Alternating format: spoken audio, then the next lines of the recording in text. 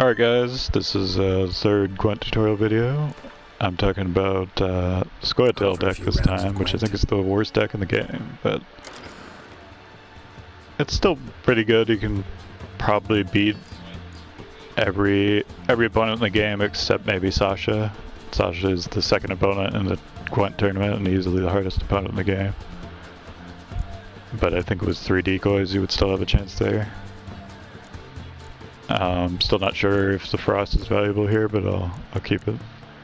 I think my deck is pretty good here. The thing with the Scoiatel deck is you're gonna have to run a bunch of just mediocre minions. The only really good minion that you get, other than Milva, who's probably the best normal minion in the game, is the Havocar Smugglers. But we'll talk about that in a little bit. So here's the hero powers again. Yet again, a crappy weather hero power. I'm not sure if the monsters get one of these, but that might be them as well. This one, Francesca Findabere Daisy of the Valley, is pretty good. Obviously you get an extra card, so it's basically like a spy, because a spy draws 2 cards.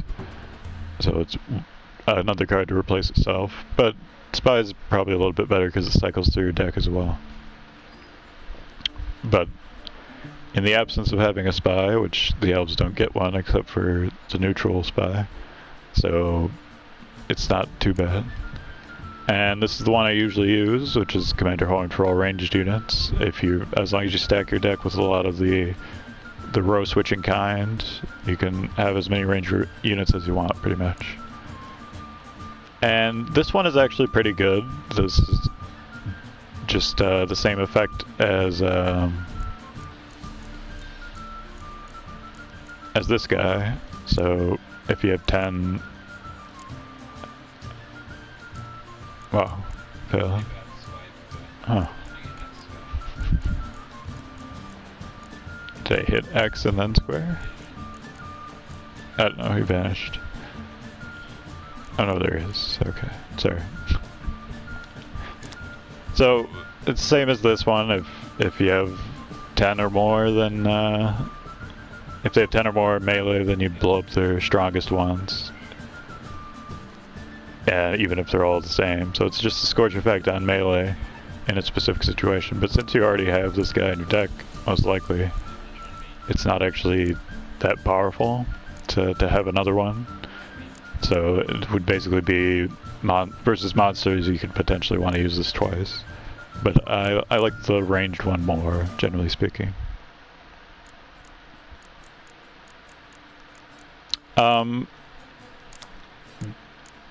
Because this hero power is something that happens at the start of the game, it also strengthens your mulligan, so you know what your opening hand is, so you can play it out a little better. So you'll have those cards guaranteed. You already know what you draw, but it's not that huge of a deal. It's just like a marginal advantage. Alright, I think the deck is fine. I'm not sure if it's optimal or not, but it's relatively close.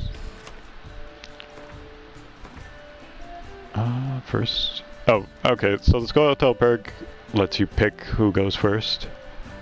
And always letting the opponent goes first is the best decision since they'll waste more of their cards. I really want a decoy since I'm playing against Northern Realms. So I don't need 2 horns as a decoy.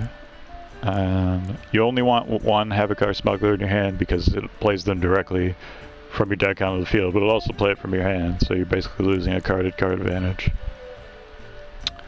if you have more than 1 in your hand, which is a big deal in the monster deck. It's not a huge deal here, but it can be relevant, and I think I'll just take the hand that I have. Let's see. So it's really weird when the comp just plays Dandelion to start with. Kind of confusing, but the objective here is just to get the opponent to play a spy, so I can decoy it and play a spy back at him. But all he did was play Dandelion and decoy it, so he's just wasting my time, basically. And the nice thing with Scoiatel is you get a lot of junk units, so I could just play any one of these at any time to waste the opponent's response turn. So theoretically I might be able to get him to waste his hero power on buffing that siege unit if I just keep playing crap. And I'm playing everything in the ranged row in the event that it matters to buff them up with the hero power. Though, because I have Isengrim here, he buffs all melee units by 1, so technically I can put him in the melee row as well. But I'll probably save that for the Havakar Smugglers. And I think we'll just keep playing the normal cards here. So there it is. He probably still has spies. I'd be surprised if he didn't. So I'm probably just going to do the same thing. And I believe if he wanted to scorch, he would have to kill his own siege machine. So I'm actually in pretty good shape. Okay, so this guy's deck is pretty good. I'll just play him again next time in the monster video. So it's tied. It's a toss-up whether I want to just let him try to win the round. If I pass, then he will probably play a spy, and I won't be able to decoy it, so the decoy might be wasted potentially. So I think I'll play one more ranged unit. And you just played Torilla. And now I don't really have a play, so I guess we could play Iorveth. And Iorveth, the absent from this game main character in Witcher 2. Alas, poor Iorveth. And yeah, he's just stonewalling me with hero cards, so I think we'll probably pass and hope he doesn't play a spy. Didn't, okay. So he probably doesn't have a spy in hand. He does draw an extra card because I let him win around. So it's possible that that was a mistake. I think I should medic out a 6 attack creature first. Because if you have a higher damage creature, I'm pretty sure this will put him in range. I'm not sure. If you have a 6 attack creature, obviously it can't be scorched. Or the 5 attack creatures can't be scorched. So I can now decoy that and play the other guy again. I think my optimal play is just to revive again. If he has another scorch, I might be kind of screwed. I don't know what dictates where these agile minions get played when you revive them.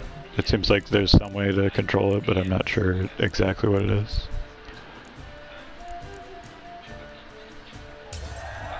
So obviously I played him ranged, he revived his range, and then I revived him again and he was melee.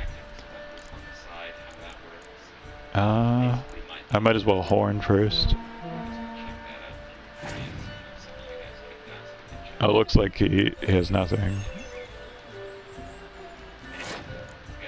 Hopefully he has nothing. I've never actually tied a non-Nilfgaard match, so I'm not sure what would happen if I did that. So he already played the 215 legendaries, so there are no cards that can make him win other than spies, I think. Like he might have a Scorch? No. Okay, so this guy just drew like crap, so we won. But it was a relatively close match because we're playing Scoiatel and he's playing Northern Realms, which is decidedly better. So thank you for watching the video. I'll see you guys next time.